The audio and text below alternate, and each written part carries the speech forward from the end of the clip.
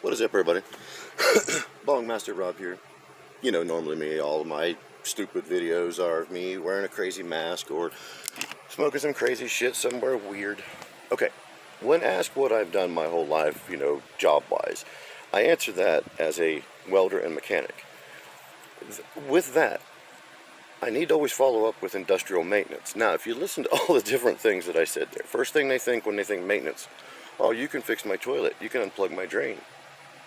No, you need to understand what industrial maintenance is. It has nothing to do with wiping your ass or doing anything afterward, whatever comes from that.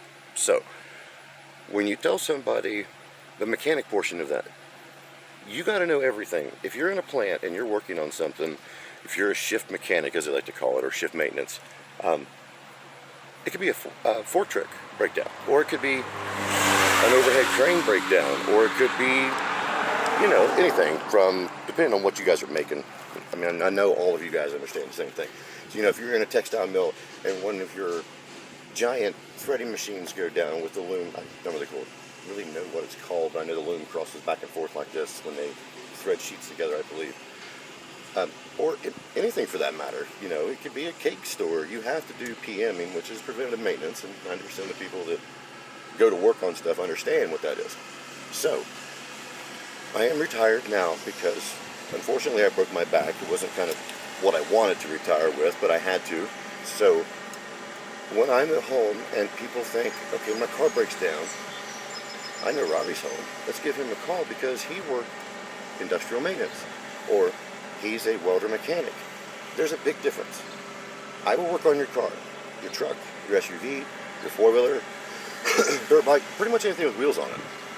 I don't like the other, like, hoverboards and shit like that because I don't like working with electricity or changing any of the circuitries or anything like that because I was never good at that.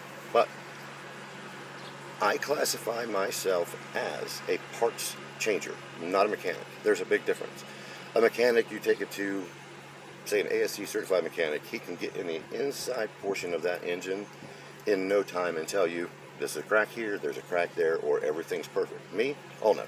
If I had to get inside of one of your piston holes in your head, it would take me probably at least 3 days to take everything apart, get down to it, and then I'd have to take it somewhere because I don't know enough about them.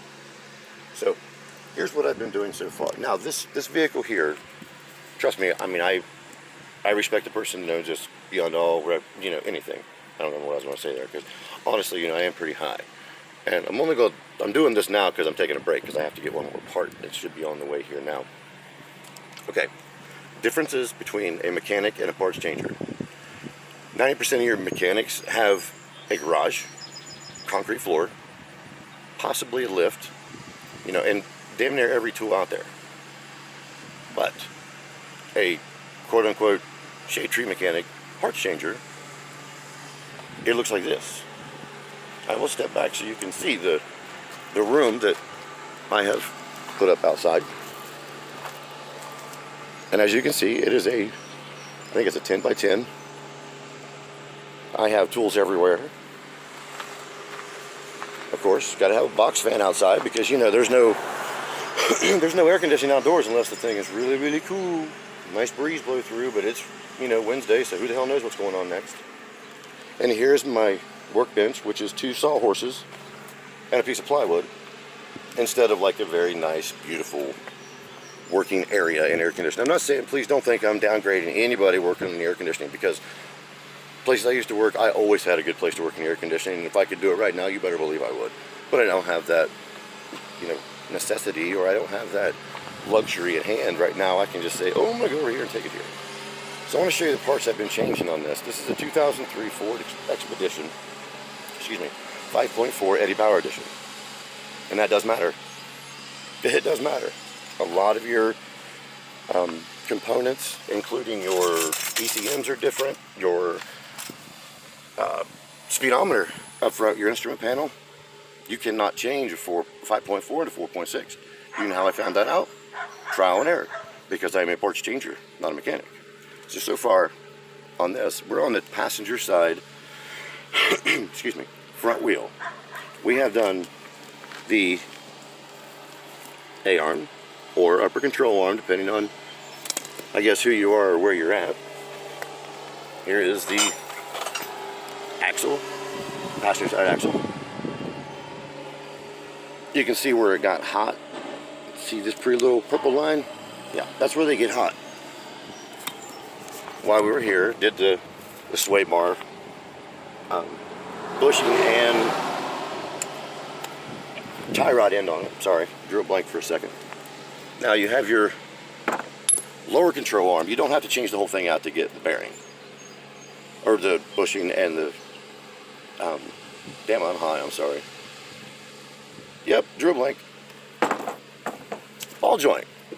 Lower ball joint. There we go. There's another one. That's what one's supposed to look like. And also, here's the brake rotor.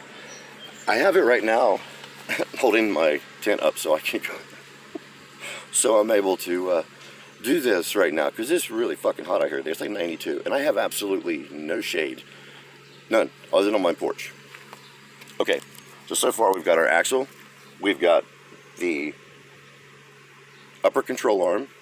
We have the rotor. We have, oh, almost forgot. On the back side of that, here's the four-wheel drive actuator. It is a vacuum actuator. This was one of the things that went wrong with this. I don't know, I'm sure you guys can see. You can see the little lip there that you're not supposed to see. The inner and outer race both blew out of this.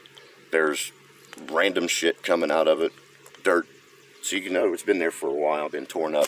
Because those things are sealed, they're vacuum sealed, you know, because that's what you have to run your four-wheel drive off of. So, what I also did was, down here, I've already got some things on. Whenever we replace this, your upper control arm, it's really difficult because you have to take out your strut tower in order to just get up here to this very bolt to slide out just so you can do the upper control arm. And it really sucks. But here is the hub assembly also. This is what we're replacing. I have the ABS unhooked up top, so I got to go up there and finish it. But right here, as you can tell, that's what that is from the front side. There's the back side. Notice anything missing? That is the difference between a mechanic and a parts changer. When I took this apart, I was under the impression that the four-wheel drive actuator, the front hub assembly, and all that were together because it was $285 for just this little silver piece right here. So, you know, I thought anyway. I put it on, put it all together, got it that far. Nope, now I gotta take it back off again. But as you can see, the parts changer in me, there's the lower ball joint. Sorry, I might angle you a little bit. The axle is new. Put back in. Oh, if you ever have to change one of those axles, it's 12.12 millimeter socket. And do not take that brake rotor off if you can help it until you get that sucker loose, because it sucks ass if you don't. Because you will need a friend to help you. You will have to have somebody hold one of the screws or bolts with a wrench, and you're going to have to try to get one of the other ones off. And there's only like 2 spots to get it off at, so good luck with that. Just if you watch this beforehand. Also, there's the passenger side sway bar. We did already change the brake pads and the caliper and my rotor for this side, which was $116. I mean, like, what the fuck? Why would it be $116? Anyway, here's it. Right here, it's still in the box. I'm just waiting to open it up until my other part gets here. But I'm going to turn you around again. I want to show you something, because just my luck, I have everything to do the other side with as well. The only thing I do not have is the other side hub and four-wheel drive actuator. Because when this stuff was ordered by the owner's son, the first one got lost in the mail. So they sent him a second one. Well, and then the first one arrived. So we have 2 rebuild kits for the front end of this, except we have 1 axle for each side. But there are 4 upper control arms, 4 lower ball joints, 4 everything. But I want to thank you for stopping in. Let me angle you back up a little bit. I may go ahead and make another video in a little while after I decide to work on this one if it's not so damn hot I can't breathe. But see how I'm in the shade? Because if I wasn't, had this sitting up here, nope, wouldn't be out today. That is the difference between a mechanic and a parts changer. See, all I did have to do over here was just take some bolts loose. Now, don't get me wrong. It's not like a cakewalk or nothing. Some of these bolts make you put your ass into it, and it really, really sucks if you don't get them off. I know I sounded weird, but really. So, Bongmaster Rob signing in again, and I'm going to sign off now because I'm going to go back inside and chill for a little while. I think it's about an hour and a half away from the time they're supposed to be here with the other part. So, I will get this thing done, and I will make sure everybody knows. So, if you got a bong, got a pipe, got a stem, stick, whatever you use to smoke your shit, let's smoke your shit because I'm going to smoke mine.